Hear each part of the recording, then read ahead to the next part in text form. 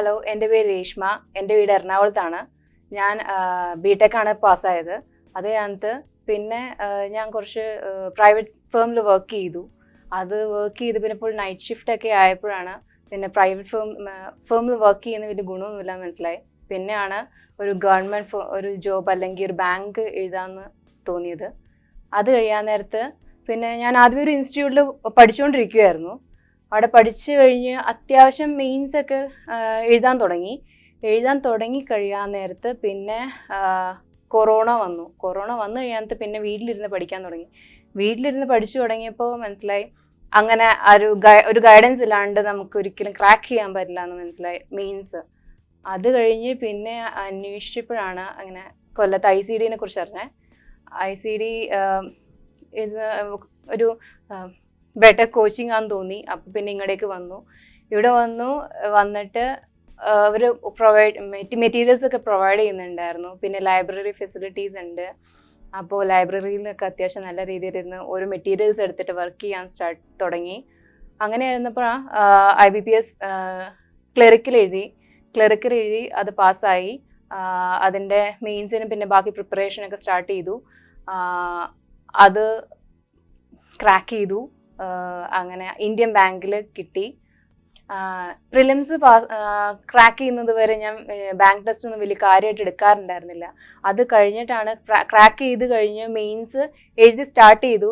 പക്ഷേ എഴുതി കഴിയാൻ നേരത്ത് ജസ്റ്റ് മാർക്കിന് ഒരു 5 മാർക്കിൻ്റെയൊക്കെ വേരിയേഷനിലെല്ലാം പോകാൻ തുടങ്ങി.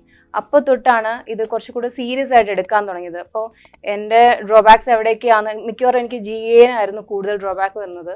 അപ്പോൾ അത് കൂടുതൽ ഫോക്കസ് ചെയ്യാൻ തുടങ്ങി. പിന്നെ ഇംഗ്ലീഷിനകത്താണെങ്കിലും വൊക്കാബുലറി ഭയങ്കര പ്രശ്നമായിരുന്നു. പിന്നെ അപ്പോൾ അത് കൂടുതൽ വായിക്കാൻ തുടങ്ങി. ഇപ്പോൾ ആദ്യമേ ന്യൂസ് ആയിരുന്നു കൂടുതൽ വായിച്ചുകൊണ്ടിരുന്നത്. പക്ഷെ അപ്പോൾ എനിക്ക് അപ്പോൾ ആ ടൈമിൽ കിട്ടും, പക്ഷേ വൊക്കാബുലറി അത്ര കിട്ടിയില്ല. പിന്നെ ഞാൻ സ്റ്റോറീസും കൂടുതൽ വായിക്കാൻ തുടങ്ങി. അപ്പോൾ ആ ഒരു എന്താ പറയുക, കൂടുതൽ എക്സ്പ്ലനേഷനും പിന്നെ ആ ഒരു സിറ്റുവേഷനൊക്കെ അനുസരിച്ച് എനിക്ക് ആ വൊക്കാബുലറി കൂടുതൽ മനസ്സിലാവാൻ തുടങ്ങി. പിന്നെ ഞാൻ എന്താ പറയുക, QAയും റീസണിങ് ഒക്കെ ഇവിടെ തരുന്ന മെറ്റീരിയൽസ് ആണ് കൂടുതൽ ചെയ്തുകൊണ്ടിരുന്നത്. പിന്നെ GA വരുമ്പോൾ ഞാൻ കുറച്ച് ഇവിടുത്തെ മെറ്റീരിയൽ നോക്കും. പിന്നെ കൂടുതൽ വീഡിയോസ് ഒക്കെ നെറ്റിൽ അവൈലബിൾ ആണ്. അപ്പോൾ അതും കൂടുതൽ റെഫർ ചെയ്യാൻ തുടങ്ങി. അങ്ങനെയാണ് GAയും ക്രാക്ക് ചെയ്യാൻ സ്റ്റാർട്ട് ചെയ്തത്. ആദ്യം ഞാൻ പ്രിൻ്റ് ഔട്ടിലാണ് ടെസ്റ്റ് ഓരോന്ന് എഴുതാൻ തുടങ്ങിയത്. അപ്പോൾ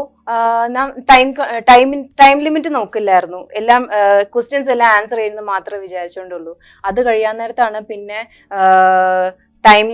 ഓരോ ആപ്പ്, ഇവിടെ ഉദ്യോഗ സേവയാണ് അല്ലെങ്കിൽ ഏതെങ്കിലും ഒരു ആപ്പ് വെച്ചിട്ട് ടൈം ലിമിറ്റ് ഉള്ള ഒരു ആപ്പ് വെച്ചിട്ട് നമ്മൾ ചെയ്യാൻ തുടങ്ങുമ്പോഴാണ് ഈ കമ്പ്യൂട്ടറൈസ്ഡ് ടെസ്റ്റ് ആണല്ലോ ഇപ്പോൾ. അപ്പോൾ അതിൻ്റെ ആ ഒരു രീതിയിലേക്ക് നമുക്ക് ആകാൻ പറ്റുള്ളൂ. ആ ഒരു ടൈം ലിമിറ്റിൽ നമുക്ക് എല്ലാം ചെയ്ത് തീർക്കാൻ പറ്റുള്ളൂ. ഇപ്പോൾ പ്രിലിംസിനാണെങ്കിലും എല്ലാത്തിനും സെപ്പറേറ്റ് ടൈം ലിമിറ്റ് ഉണ്ട്. അപ്പോൾ ഈ 20 മിനിറ്റിൽ QA ആണെങ്കിലും റീസണിങ് ആണെങ്കിലും ഒക്കെ നമുക്ക് ചെയ്ത് തീർക്കണമെങ്കിൽ ഈ ടൈം ലിമിറ്റ് ഉള്ള ഏതെങ്കിലും ഒരു ആപ്പോ അല്ലെങ്കിൽ ഇവിടുത്തെ ഉദ്യോഗ സേവയാണ് അത് വെച്ചിട്ടോ ചെയ്ത് തീർക്കാൻ നോക്കുക. അപ്പോൾ അങ്ങനെ ഞാൻ കൂടുതൽ ടെസ്റ്റ് ഇങ്ങനെ ടൈം ലിമിറ്റ് ഉള്ള ഏതെങ്കിലും ടെസ്റ്റ് ചെയ്താണ് എനിക്ക് ആ ഒരു ടൈം ലിമിറ്റിൽ മാക്സിമം ക്വസ്റ്റ്യൻസ് അറ്റംപ്റ്റ് ചെയ്യാൻ പറ്റിയത്. ബാങ്ക് എക്സാം ട്രാക്ക് ചെയ്യണമെങ്കിൽ തന്നെ ഈ ടൈം ലിമിറ്റ് ഉള്ള ഏതെങ്കിലും ഒരു ടെസ്റ്റ് സീരീസ് എടുത്തിട്ട് അത് വെച്ച് ഈ ടൈം ലിമിറ്റ് ഫോക്കസ് ചെയ്തിട്ട് വേണം നമുക്ക് ചെയ്തു തുടങ്ങാനായിട്ട് തന്നെ. എന്നാൽ മാത്രമേ അത് ക്രാക്ക് ചെയ്യാൻ പറ്റുള്ളൂ. ഇനിയിപ്പോൾ നിങ്ങളും അങ്ങനെ തന്നെ ചെയ്യണമെന്നാണ് ഞാൻ റെക്കമെൻഡ് ചെയ്യുന്നത്. എന്നാൽ മാത്രമേ അത് ഒരു നല്ല രീതിയിൽ നമുക്ക് ക്രാക്ക് ചെയ്യാനും ഇനിയിപ്പോൾ വരുന്ന എക്സാംസിനാണെങ്കിലും കൂടുതൽ ടഫ് ആവാനാണ് ചാൻസ്. അപ്പോൾ കൂടുതൽ ടൈം ലിമിറ്റ് കൂടുതൽ ഫോക്കസ് ചെയ്തിട്ട് മാക്സിമം ക്വസ്റ്റ്യൻസ് അറ്റംപ്റ്റ് ചെയ്യാൻ വേണ്ടിയിട്ട് ശ്രമിക്കുക. Thank you.